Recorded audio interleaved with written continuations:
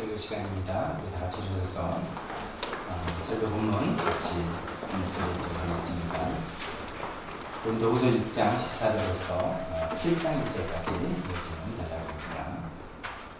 같이 읽겠습니다. 시작. 너희는 믿지 않는 자와 멍에를 함께 계지 말라. 의와 불법이 어찌하여 빛과 어둠이 어찌 사귀며 그리스도와 벨리알이 어찌 조화되며 믿는 자와 믿지 않는 자가 어찌 상관하며 하나님의 성전과 우상이 어찌 이치가 되리요.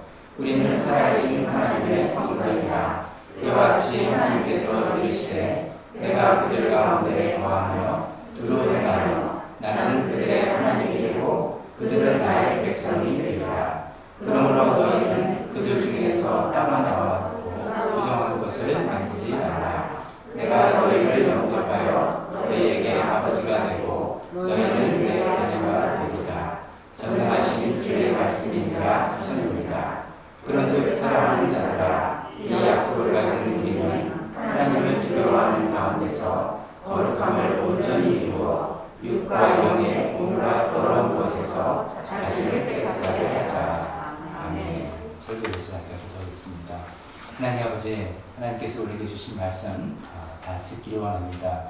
우리에게 필요한 말씀, 또 우리 각자에게 필요한 말씀 성령님께서 해주실 때 잘 듣고 따르고 또 결단하며 순종하고 감사하는 저희에게 도와주시옵소서. 예수님 이름으로 기도했습니다. 아멘.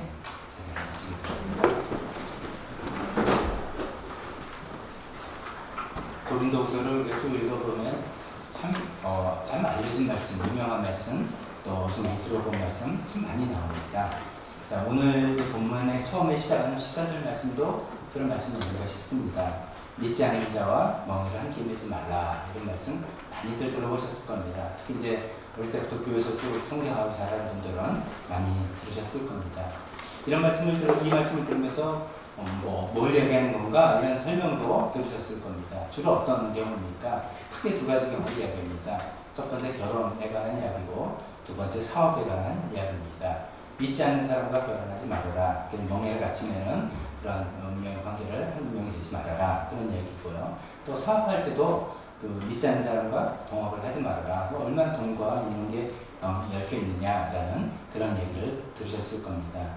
저도 이제 그렇게 많이 들었고 알고 있고 그런데 이제 이번에 강의 설교를 한다고 하면서 순서에 따라 쭉 처음부터 일상서부터 흐름을 갖고 생각하다 보니까 조금 꼭 그렇게만 볼 수 있는, 그것도 틀리는 말은 아니죠. 일반적으로 다 맞는 말인데 문제는 이제 오늘 성경이 그 얘기를 좀 하려는 건가라는 이런 궁금함이 생겼습니다.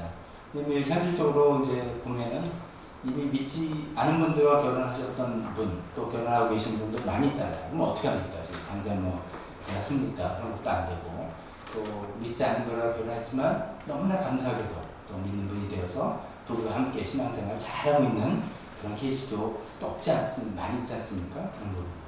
사업에 관한 생각은 더 좀 궁금하죠.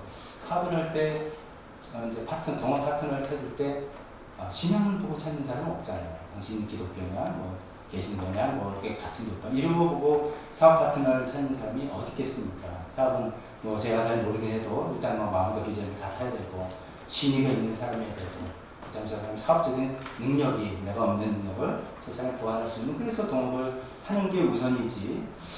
딱 좋은데 저 사람 불교야, 그래서 안 되겠어 이렇게 해서 안 할 수도 있습니다만 그건 그걸 꼭 그래야 되는 성경에서 요구하는 것은 아니지 않는가 이런 생각을 해보게 됩니다.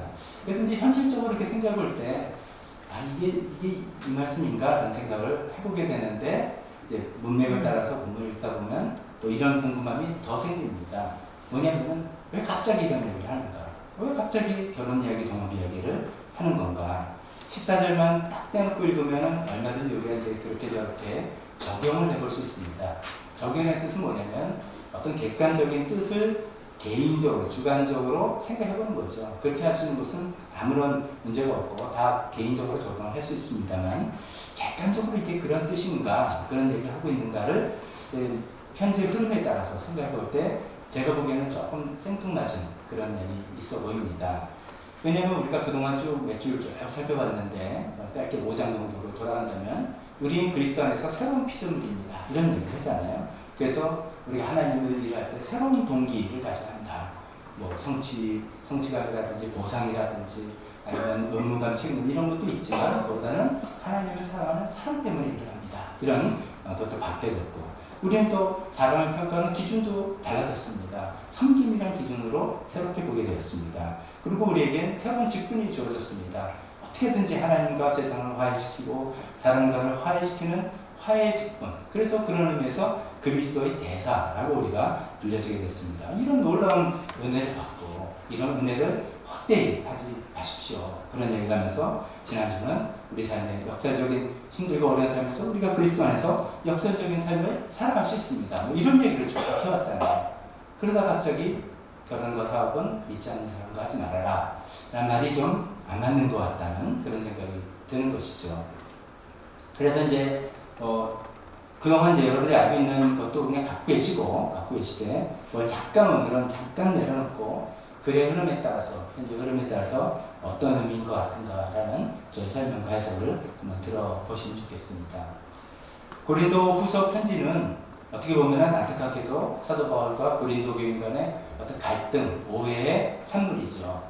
갈등과 오해가 있었기 때문에 이런 것을 해명을 하고 설명을 하고 하다가 이 편지가 쓰여진 것이 우리에게 전달된 것입니다. 우리는 이게 한두 평이 아니라는 것을 이미 살펴봤습니다. 사실 고린도 교회에 4통이나 편지를 보냈었더라. 고린도전서 이전에 전통이 있었고 고린도전서 그다음에 고린도후서 이전에 눈물의 편지라고 하는 호소하는 편지도 있었고 그래서 겨우 조금 받아들여져서 이 고린도후서를 쓰고 있지만 사도 바울을 받아들이는 사람은 이 오해를 풀고 받아들이는 사람도 있지만 여전히 아직도 받아들이지 못하고 있는 사람도 많이 있는 그런 상황에서 그 긴장 상태에서 이 편지를 고린도후서를 보내고 있다. 이런 설명을 드린 적이 있습니다. 이제 그런 상황이라는 것을 우리가 먼저 이해해야 되겠습니다. 그런데 이제 이런 생각이 우리가 들 수 있습니다. 아니 사도 바울이 고린도전서도 그렇고 후서도 그렇고 좀 사람이 좀 그렇다. 왜 이렇게 개인적인 문제에 그렇게 치중하는지, 즉 왜 자기를 받아들이냐 받아들이지 않느냐, 자기한테 오해를 했느냐 오해를 하지 않느냐를 그렇게 부각시키고 쭉 그런 내용이 많이 나지 않습니까? 우리 오늘 읽지 않았지만 이 앞과 뒤에도 나도 마음을 넓혔으니까 당신들은 마음을 넓혀서 나를 받아들여라 뭐 이런 얘기를 합니다. 한편으로 보면 아니 뭐 못 받아들이면 할 수 없는 거지, 그냥 가는 거지, 뭘 이렇게 사람이 이렇게 개인적이고 관계에 이렇게 막 얽매이지 뭐 이런 생각을 하실 수 있습니다. 이게 이제 개인적인 문제라면 그런 건데 이게 왜 좀 중요하냐면 사도 바울이 개인 문제가 아니라 사도 바울이 전하는 복음에 관한 문제이기 때문에 이것이 우리는 좀 심각하게 받아들여야 되는 것입니다. 예를 들면 이런 것입니다.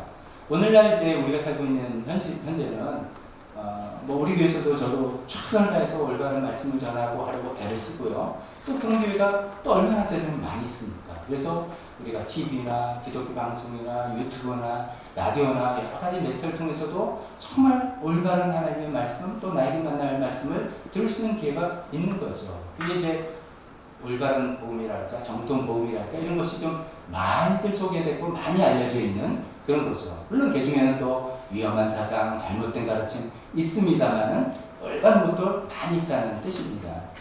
그러나 이 편지를 쓰는 사도 바울 당시에는 사정이 그렇지 않았다는 것이죠. 당시에는 이 기독교라고 하는 종교가 굉장히 소수 종교였고 어쩌면 커다란 로마 제국 내에 수많은 사실은 이제 종교 지도자라고 하는 사람들이 활동을 했었습니다. 제가 몇 번 말씀드렸지만 거기를 돌아다니면서 사람들이 종교에 대한 관심도 있으니까 누가 탁 나타나서 오늘 뭐 종교의 신앙에 대해서 얘기해 봅시다. 그럼 사람들이 모일 때 한참 이야기하면 그럴듯해요. 말도 잘하고 그 사람이 뭐 자기가 믿는 신앙에 대해서 뭐 성공한 이야기도 하고 와 하는데 알고 보니까 돈 목적으로 이렇게 돌아다니면서 하는 사람들. 뭐 그런 사람들이라든지 아니면 가짜 거짓 교사라든지 이런 사람들이 굉장히 많이 활동을 하던 시대였습니다. 그런 사람들이 활동하는 시대에 사도 바울이 어쩌면 외롭게 복음의 올바른 복음을 전하러 다니는데 자기가 전하는 십자가에 달린 예수 그리스도를 받아들이지 못하고 믿지 못하는 고린도 교인들에 대한 안타까움이 나를 받아들이는 게 문제가 아니라 내가 전하는 이 복음을 내가 전하는 예수님을 받아들이지 않으면 이게 안 된다. 이런 얘기를 하고 있는 것이죠. 그렇기 때문에 사도 바울이 계속 이런 얘기를 하고 있는 것입니다. 성경을 읽으시면서 바울이 좀 굉장히 문제 가지고 얽매고 있네 이렇게 오해하지 마시고 그래서 이거를 이게 중요하게 생각하고 있구나라고 이해해 주시면 좋겠습니다. 즉 바울의 입장은 이겁니다. 내가 전하는 복음을 통해서 교회가 하나가 되고 그렇게 교회가 세워져야 된다. 당신들은 그런 하나님의 성전이다. 이런 이야기를 하고 있는 것입니다. 자, 이런 설명을 들어보신다면 다시 처음에 14절로 돌아와서 믿지 않는 자와 멍해를 매지 말라라고 할 때 이 믿지 않는 자는 누구를 염두에 두는 것인가? 어떤 사람을 대상으로 하는 것인가 생각해 볼 수 있습니다. 믿지 않는 배우자, 믿지 않는 직장 동료, 믿지 않는 어떤 사장님, 믿지 않는 동업 파트너, 그럴 수도 있습니다. 그러나 지금 교회 얘기를 쭉 하고 교회에 쓴 편지이기 때문에 이것은 믿는다고는 하지만, 그래서 교회를 지금 다니고 있지만, 이 고린도 교회예요. 고린도 교회 안에 있지만 사도 바울을 받아들이지 못하고, 즉 사도 바울이 전하는 예수님, 십자가에 달려 죽으신 예수님, 사도 바울이 전하는 고난 끝에 오는 영광의 복음, 이거를 받아들이지 못하고 바울을 오해하고 있는 그런 믿는다고 말은 하지만 사실상 믿지 않는 사람, 믿지 않는 고린도 교인들 중에 일부를 두고 이야기한 거라고 말씀드립니다. 그래서 그런 얘기를 하는 거죠. 그런 분들과 멍해를 함께 하지 마라. 그런 분들과 함께 교회를 세워나갈 수 없다. 다른 복음을 믿고 다른 예수를 믿고 다른 목적 가지고 신앙생활하고 다른 동기부여를 가지고 교회 생활하는 사람들과 같이 다닐 수는 있지만 멍해를 같이 메고서 교회를 세워나간다는 것 불가능하다. 이런 얘기를 하고 있는 것입니다.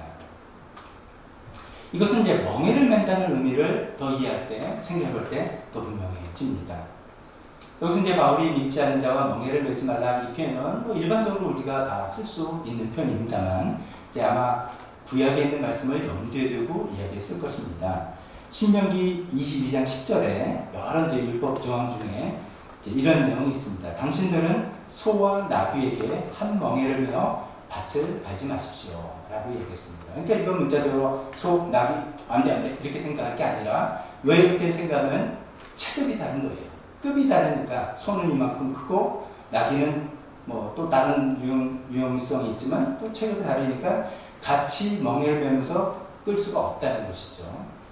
멍에라는 것이 이제 잘 아시겠지만 우리가 보통 이제 논이나 밭을 갈 때 우리나라에서는 소 한 마리로 많이 하죠. 한 마리 갖고 뒤에 이제 쟁기를 끌고 이렇게 하는데 이제 좀 두 마리가 필요해. 그러면 두 마리를 묶을 수 있는 어떤 틀이지 않습니까? 그래서 두 마리에게 딱 씌워서 그 힘이 훨씬 더 나서 효율적으로 밭을 갖고 농사를 할 수 있는 것이죠. 그런데 이 문제는 한쪽에는 소라서 힘이 세고 한쪽에는 나귀라서 힘이 좀 다르고, 나귀는 모르겠습니다. 좀 말을 좀 안 듣는지 뭐 하여간 다르고, 그러면 이게 안 되는 거죠. 힘을 2배 플러스 알파 해가지고 힘을 쓰려고 하는데 이네들이 뭐 밸런스도 안 맞고 삐뚤빼뚤하게 나가고 뭐 서로 다투고 안 되는 것이죠. 밭가리가 두 짐승이 동일하고, 심지어는 암소는 암소끼리, 수소는 수소끼리 해야 된다고 합니다. 그래야지만 밭가리가 수월하고 둘 다 지치지도 않는 것이죠. 이제 예외는 하나 있습니다. 이 멍에를 낼 때 두 개가 같은 동급이고 같은 성향이고 이래야 되는데, 아주 예외적인 멍에를 매는 게 하나 있는데, 그 예외는 예수님과 함께 외우는 멍에, 우리가 살아가는 삶이죠. 이제 예수님께서 그런 유명한 말씀하셨잖아요. 수고하고 무거운 짐을 진 자들아 다 내게로 와라, 내가 너희를 쉬게 하겠다. 이런 말씀을 여기서만 들으면 오해죠. 그러니까 무거운 짐 다 주님께 드리고 나는 이렇게 자유롭게 살아갈래요 뜻이 아니라, 그 다음에 나와 함께 멍에를 메고 가자. 내 멍에는 가볍고 쉽다. 이런 얘기 하셨잖아요. 그 말씀이 이제 이 말씀하고 연결되는 거죠. 예수님께서 우리에게 멍에를 같이 메고 하자고 초청을 하시는 거죠. 근데 예수님은 뭐 노련하시고 힘이라고 힘도 세시고 뭐 그런 분이고, 우리는 초짜고 힘도 없고, 그러니까 사실은 그렇게는 안 하는 거예요. 너무 입장에서. 그런데 예수님이 초대를 해서 내가 가이드 해줄게. 내가 인도해주고 내가 다 조절해 줄 테니까 너 나랑 같이 파트너가 돼서 멍에를 메면서 배워나가면 된다. 그러면 우리가 어느덧 모르게 우리가 인생의 경험을 풍부해지고 섬김의 지금 여러 가지 손길 닿고 하나님 뜻을 알게 되고 하나님께서 원하시는 삶으로 우리도 점점 그런 노련한 어떤 동물이 돼서 그 다음에 또 다른 사람과 멍해를 맺을 수 있게 되는 그런 삶. 그게 아주 예외적이죠. 진짜 예외적인 좋은 일인데 지금 이제 바울은 그 얘기가 아니라 일반적인 얘기를 하고 있지 않습니까? 안 됩니다. 안 됩니다. 소하고 나귀하고 멍해를 매면 안 되고 믿는 자와 믿지 않는 자와 멍해를 매면 안 됩니다. 근데 이 믿지 않는 자가 교회를 다니려는 믿지 않는 자 당연한 것이고 지금 고린도 교회를 형성할 때 당신들은 알았어. 나를 받아들이지 않고 즉 내가 전하는 예수님을 내가 전하는 복음을 받아들이지 않고 있는 그런 소위 믿지 않는 자들과 같이 멍해를 매고 교회를 세워나갈 수가 없습니다. 그런 얘기를 하고 있는 것입니다. 다른 복음, 다른 예수, 다른 목적을 가지고 신앙생활을 하는 사람과 함께 멍해를 맨다면 어떤 부작용이 생기겠습니까? 힘 빠집니다. 힘 빠집니다. 이게 뭐냐면 우리가 똑같은 예수님 믿고 한 예수님 믿고 한 마음으로 한 교회에서 신앙생활을 한다. 똑같은 한 교회에서 우리 인생의 목적이 똑같다. 어떻게든지 하나님께서 우리에게 은혜 주셨으니까 감사함으로 주님 드릴 때 하나님께서 복을 주시고 감사함으로 가는 이런 것인데 생각이 좀 다른 경우도 있겠죠. 우리 신앙생활 모든 것이 계산적이고 나를 드러내고 싶어하고 여러 가지 다른 생각이 들고 교회에서 신앙생활에서 하나님과 교회에서 바뀌면 하라고 생각하고 하나님 입장이라면 그걸 이제 모르고 같이 나누고 베풀고 시어하고 뭐 하다 하고 이제 어떻게 그렇겠지라고 생각할 때 보니까 아닌 거예요. 영 생각이 다른 거예요. 그럼 뭐야? 힘이 빠지고 소위 진이 빠지는 맥이 빠지는 그런 일이죠. 힘 빠지는 정도가 아니라 분란이 일어날 수도 있다는 것입니다. 사람들 마음속에 참 우리가 그러지 말아야 되겠다 생각하면서도 참 계산적인 것 같습니다. 내가 하나님을 위해서 하나님과 교회를 위해서 바치고 드린 것은 다 계산하고 있어요. 다 알고 있어요. 진짜 이런 단위까지도 계산합니다. 다 그런데 그걸 계산하는 이유는 거기에 상응하는 반대 효과를 받아야 되겠다고 생각을 하는 것이죠. 근데 그런 것이 여러 가지 통해서 결국 내 목소리를 내고 내 주장이 드러나고 이렇게 돼야 된다고 생각하고 그래서 그런 것 때문에 분란이 일어나고 시끄러워지고 하는 그것이 이미 고린도 교회에 발생하고 있는 그런 일이지 않습니까? 함께 밭을 갈기는커녕 마음과 영혼이 갈려버리는 그런 불상사가 일어난다는 것이죠. 그래서 사도 바울이 이 얘기를 하고 있는 것입니다. 이 말씀은 우리가 좀 생각이 조금 아직은 다르고 아직은 좀 미성숙하고 아직은 더 훈련이 더 필요하고 또 믿음이 좀 연약하고 이런 분들까지 다 그런 뜻이 절대로 아니죠. 당연히 기다려줘야 되고 당연히 함께 품고 가야 될 것입니다. 근데 사도 바울이 지금 염두에 두는 이런 것들은 그 뒤에 나오는 5가지 비유를 통해서 함께하기가 불가능한 관계다라고 얘기하는 것입니다. 뭐라고 얘기합니까? 정의와 불의, 빛과 어둠, 그리스도와 벨리알. 벨리알은 이제 악마, 사단 이런 뜻입니다. 믿는 자와 믿지 않는 자, 하나님의 성전과 우상. 이렇게 양자가 도저히 같이 하기에 불가능한 그런 관계까지 된 것을 이야기하는 것이죠. 이런 것이 그냥 막 섞여가지고 있는 것은 하나님 성전을 이루는 데 불가능하다. 그런 의미에서 그런 자들과 함께 멍해를 매지 말아라라는 그런 얘기를 하고 있는 것입니다. 좀 어떻게 보면 제 말씀을 들으면 처음에 결혼과 사업에 관해서 멍해를 매지 말라고만 생각하셨던 건 좀 생소하게 들릴 수도 있습니다만 우리가 문맥을 쭉 따라 생각해보면 그런 결론을 낼 수 있지 않을까 생각을 합니다. 자, 그런데 그러면은 그것이 강조가 아니라 우리 그 교회 공동체가 대체 어떤 것이길래 그렇게 얘기를 하는가 그런 얘기를 살펴봐야죠. 그것이 그 후에 나오는 우리는 살아계신 하나님의 성전이다라는 놀라운 이야기로 연결이 됩니다. 참고로 성경에 이제 너희는 성전이다, 너희는 하나님의 성전이다라고 하는 표현이 신약 성경에 2군데가 나옵니다. 한 군데는 고린도 전서 6장에 나옵니다. 고린도 전서 6장에서는 우리가 한 사람 한 사람이 성령님이 우리 안에 계시기 때문에 우리가 거룩한 성전이다 이런 이야기를 합니다. 개인 차원에서의 성전을 강조해서 얘기합니다. 우리 개개인이 한 사람 한 사람이 성전입니다. 이야기를 하는 것이고요. 고린도후서 6장에는 오늘 본문에는 교회 공동체로서, 교회 공동체는 살아계신 하나님께서 함께 하시는 공동체로서의 성전이다. 이런 얘기를 하고 있는 그런 부분입니다. 근데 그 하나님의 교회가 하나님의 성전이다 라고 얘기하면서 그 뒤에 나오는 여러 구약 성경의 말씀들을 인용하면서 그 성전 내용을 추가로 설명하고 있습니다.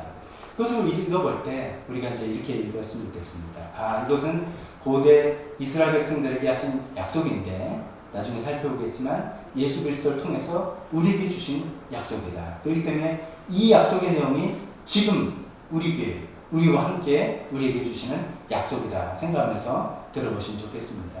크게 세 가지로 이야기할 수 있는데, 첫 번째는 내가 그들 가운데서 살며 그들 가운데로 다닐 것이다. 나는 그들의 하나님이 되고 그들은 내 백성이 될 것이다.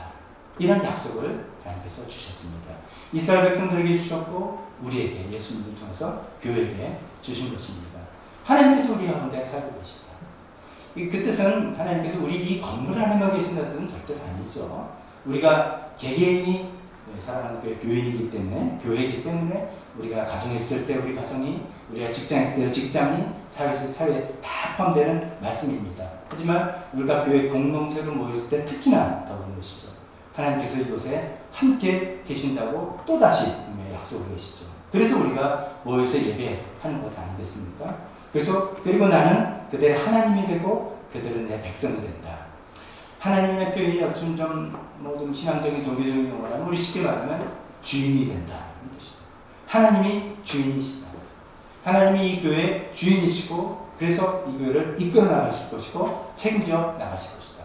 우리는 하나님의 백성으로서 주인 되신 하나님께서 인도하시는 것을 잘 살피고 그 뜻대로 나가면 된다라는 그런 약속을 주셨습니다.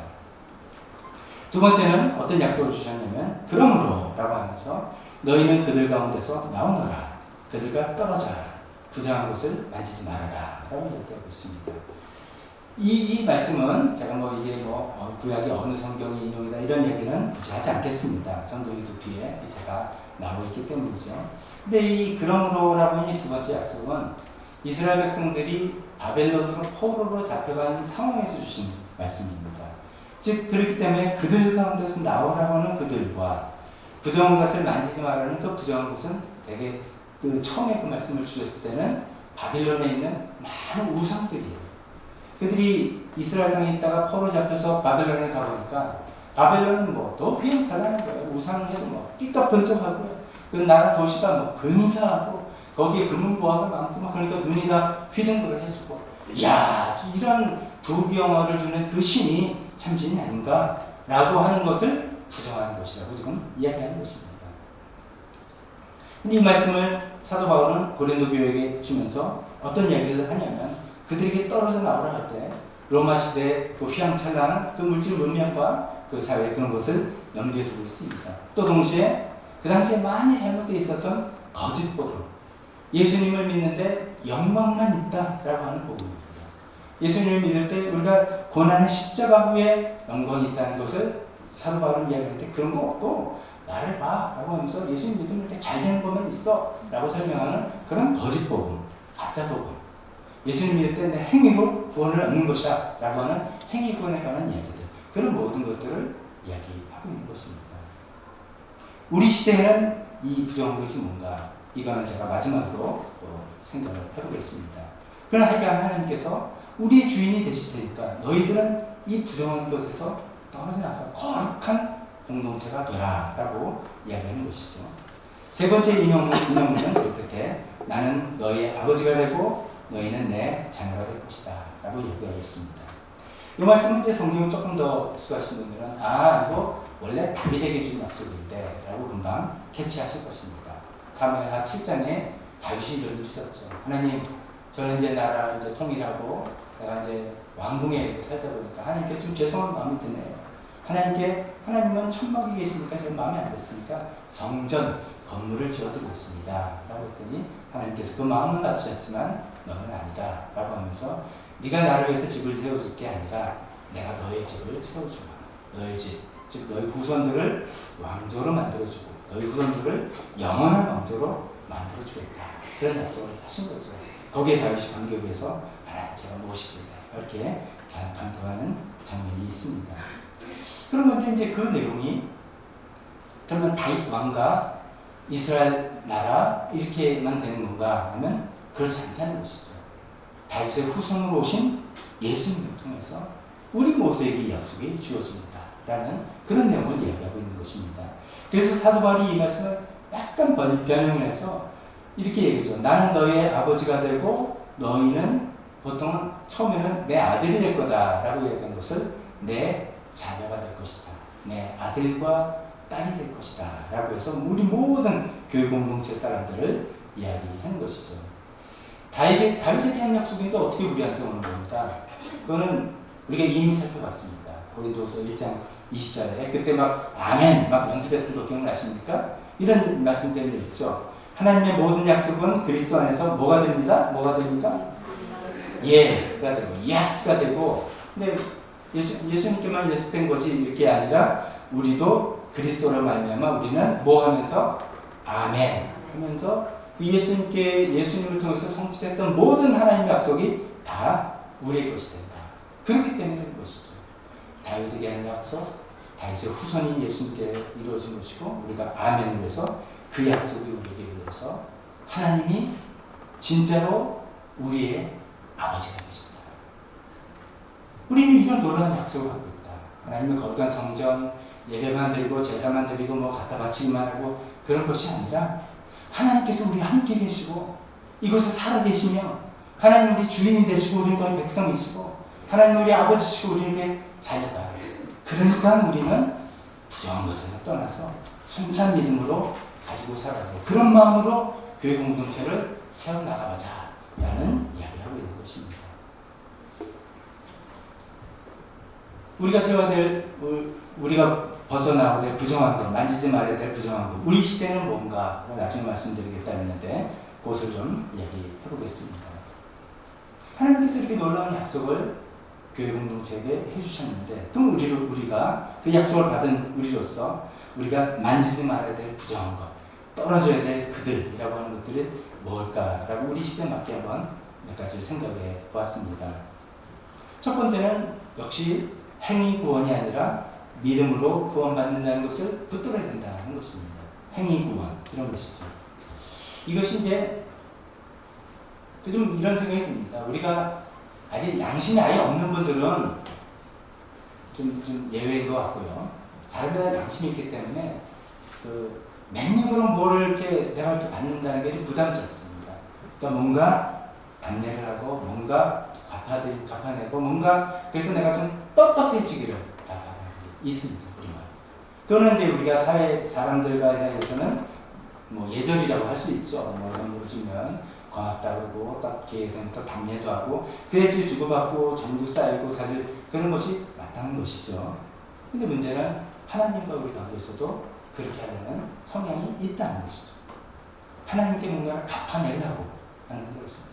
그래서 더 나아가서 내가 하나님의 자녀가 되고 구원을 받고 하는 것이 뭔가 내가 하는 게 있어서 그렇게 하는 거다라는 생각을 아니려고는 하는데 우리가 이제 성경 배우면서 그거 아니다라고 생각 나도 이렇게 믿고 믿음으로만 했는데 연중에 내 마음속에 그게 있다는 것이죠.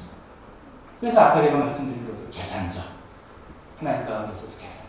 하나님 위해서 한 게 뭐 이런 것들 저런 것들 다 있는데 이거 다 계산하고 있어. 다 생각하고 있어. 그러니까 하나님 거기에 상응하는 뭐를 주셔야만 된다 라고 생각하고 기대하고 그게 어긋났을 때 시험이 들고 괴롭고 그런 마음들. 이게 다 행위 구원에서 나오는 그 뿌리에서 나오는 열매들인 것이죠. 우리가 정말 하나님 위해서 헌신하고 수고하고 희생하는 그 근거는 뭡니까? 받은 구원, 이미 받은 구원, 용서받을 수 없는 존재를 하나님께서 용서해 주셔서 자녀 삼아 주시고 우리를 하나님께 떳떳하게 나갈 수 있게 해주시고 그렇게 또 그 밖에 여러 가지 복을 주신 받은 구원, 그리고 또 받을 구원도 있다 하니까 생각도 주시니까 또 주십시오. 그러나 내가 그거를 바라고 그게 목적이 아니지만 하나님 주시면 아멘 맞습니다. 그러나 그 받은 구원과 받을 구원 그것 때문에 감사해서 주님께 나가 그런 것이 순수한 건데 그래서 하나님과 함께 순수하게 되는 건데 계산적이고 그 부자는 마음이 삐지고 그래서 뭐 이렇게 생각하는 그런 순수하지 못한 부정한 것들이 없어야 된다는 것이죠. 우리 교회가 그런 것들이 좀 없는 교회 이미 되고 있는데 더욱더 그렇게 했으면 좋겠어요. 우리 마음속에는 하나님과 순수한 마음으로 신앙생활, 하나님과 순수한 마음으로 하나님 믿고 살아가는 우리가 되었으면 좋겠습니다. 우리가 믿고 따라줄 순결한 첫 번째 그런 거라면 또 이런 것도 있겠죠. 우리가 하나님만 의지하고 하나님만 신뢰하고 하나님만 사랑하고 하나님만 순종하고 그런 거예요. 신앙생활하면서 우리 또 막 섞입니다. 교회를 나오는 이유가 교회에서 누리는, 교회에서 즐기는, 교회에서 나는 여러 가지들이 있습니다. 교회는 뭐 순수한 신앙단체만은 또 아닐 수 있죠. 사회적인 기능도 많이 있습니다. 경조사도 같이 나누고 뭐 축하하고 기쁨도 있고 뭐 다 나눕니다. 친교도 하고 사실 뭐 우리 인생 살아보면 어떻게 보면 신앙생활은 교회 중심으로 하다 보면 밖에 친구들 점점 이렇게 떨어져 나가는 수밖에 없죠. 왜냐하면 시간이 우리가 선택이 제한이 있으니까. 그러다 보면 교회 식구들이 또 정말 내 친척보다 또 어쩌면 더 많은 삶을 나누죠. 형제들 우리 같이 자라고 했다 해도 속 깊은 내용 이야기 못합니다. 진짜 속 깊은 내용과 이런 것들은 늘 자주 보는 교회 식구들과 나누는 거죠. 그래서 친구도 굉장히 중요하죠. 서로 또 도움도 주고 받습니다. 또 여기서 보람 있는 일도 하고 또 예배 나오면 우리 마음속에는 어떤 종교적인 의무감 같은 게 있습니다. 아예 그런 게 없는 분도 있지만 종교적인 의무감도 나에서 하고 이런 것들, 그런 것들이 틀렸다는 말이 아니라 그런 것들의 비중보다는 항상 내 마음이 하나님, 내가 거기에서 예배드리고 하나님께 기도하고 하나님 말씀대로 살고 하나님만 내가 순종하고 하나님만 의지하고 하나님만 바라볼 그 대상이에요. 그 모든 하나님의 약속은 예수님을 통해서만 나에게 온다는 것을 믿습니다. 사람을 의지하고 기대고 그래서 신뢰하고 그런 것들이 아니라 필요하지만 그런 것도 하지만 사람의 지나치게 의존하고 환경에 지나치게 매달리는 것이 아니라 하나님만 의지하고 신뢰하는 것을 자꾸만 배워나오고 우리가 교회에서 뭐 저도 그렇게 하려고 애를 써야 되겠고 우리 모두 신앙의 어떤 지도자급에 있는 분들이 자꾸만 보여야 될 모범이 그렇죠. 하나님만 신뢰하고 의지하는 것 그러면 된다. 그러면 하나님께서 그 인생을 책임져 주신다라는 것을 자꾸만 보여드리고 보여줘서 그것이 존경의 어떤 내용이 되고 하는 것들. 그것이 하나님께서 우리에게 바라시는 그 순수한 그런 모습이겠죠. 세 번째로 한 가지 또 말씀드리면 비슷한 말씀인데 사도 바울이 왜 고린도 교인들에게 오해를 많이 받고 이렇게 좀 받아들이지 않았는가 하면 이렇게 생각합니다. 아까 말씀드렸죠. 뭐 거짓 교사들이 이렇게 와서 그러니까 뭐 교인들이 볼 때 제가 좀 이제 살을 붙여서 말하면 뭐 대단한 거예요. 말하는데 뭐 끝내주는 말을 다 정상들은 막 울렸다 웃겼다 막 이야기하고 너무너무 재미있고 그다음에 그 사람이 딱 차를 타고 왔는데 보니까 좀 제가 미국식으로 하면은 금색 캐딜락을 탁 타고 와서 여기에 다이아몬드 반지가 있고 금 목걸이가 주렁주렁 하나님이 좀 하나님께서 이렇게 축복해 주십니다. 막 아멘 그러니까 하니까 너무너무 좋아 보이는 거예요. 근데 그 다음에 사도 바울이 왔는데 뭐 샌들 신고 걸어오고 이거니 뭐 머리도 벗겨졌다 그러고 뭐 그러니까 외모도 뭐 좀 그렇고 아니 또 말을 잘 못했나 봐요. 사도 바울이 우리가 뭐 편지 글은 끝내주잖아요. 근데 그 당시 사람들도 보면 당신은 말은 강하나 글은 강하나 말은 됩니다. 그러니까 뭐 눌면가라고 하잖아요. 말을 배웠잖아요. 못했나 봐요. 그러니까 그리고 사도 바울은 맨날 고생했다는 겁니다. 말을 사니까 그 삶이 흠모할 만한 것은 아니죠. 우리가 그걸 일부러 선택하는 건 아니죠. 그러나 사도 바울이 왜 그런 얘기를 했냐면 그 예수님은 십자가를 주신 예수님입니다. 우리가 믿는 예수님은 고난을 주신 예수님입니다. 그렇기 때문에 우리는 그 예수님을 믿고 따르는 사람입니다. 그래서 우리가 해야 될 것은 자기 부인. 영광은 고난 뒤에 오는 것이고 뭐 이런 얘기를 합니다. 그러니까 싫은 거예요. 오늘 우리가 잘 생각해보면 우리가 함께 신앙생활하면서 우리가 추구하고 바라는 것은 뭔가 예수님 잘 믿고 그러면 성공하고 복 받고 일 잘 되고 안 믿으면 벌 받는다. 그게 싫어서 신앙생활을 하는 것입니다. 아닙니다. 우리는 십자가 달리신 예수님을 믿고 따르는 사람들. 영광, 고난 다음에 오는 것이죠. 우리가 할 일들은 끊임없는 자기 부인. 그것을 믿고 따르는. 그것이 바울이 전한 복음이고 그것이 예수님께서 보여주신 복음이었기 때문인 것이죠. 이런 것들을 순수하게 우리도 믿고 좀 힘들다. 힘들죠. 처음부터 아멘 하고 받아들이는 사람 없습니다. 괜찮습니다. 그러나 그게 낫네. 그게 낫네. 그런 것이지.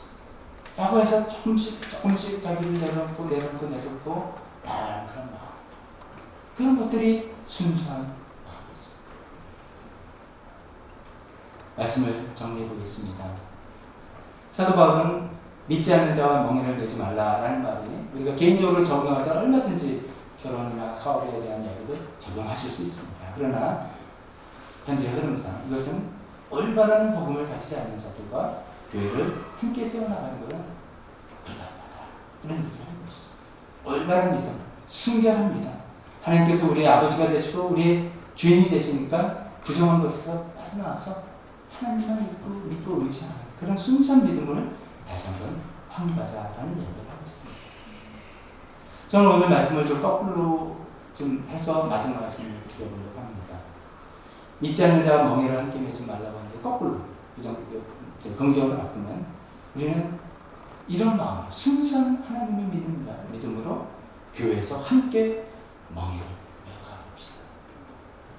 우리가 정말 이런 신앙을 지켜나가고 이런 신앙 안에서 우리 가정을 지켜나가고 또 자녀를 키워나가고 우리 앞날을 꿈꾸고 이런 신앙 안에서 교회 안에 힘들고 어려운 이야기들 정말 따뜻한 위로와 말씀이지만 그 안에 십자가 복음 때문에 나오는 위로와 말씀으로 나누고 여러 가지 힘들고 어려운 일들 있을 수 있습니다. 사역도 함께 나누고 우리 마음도 함께 나누고 우리 재정적인 어려움도 함께 나누고 여러 가지로 함께 나눠서 우리가 멍에를 매서 함께 멍에를 메고 한 운명을 한 하나님 믿고 한 마음을 가지고 교회를 함께 세워나가는 우리 모든 분들이 되었으면 좋겠습니다.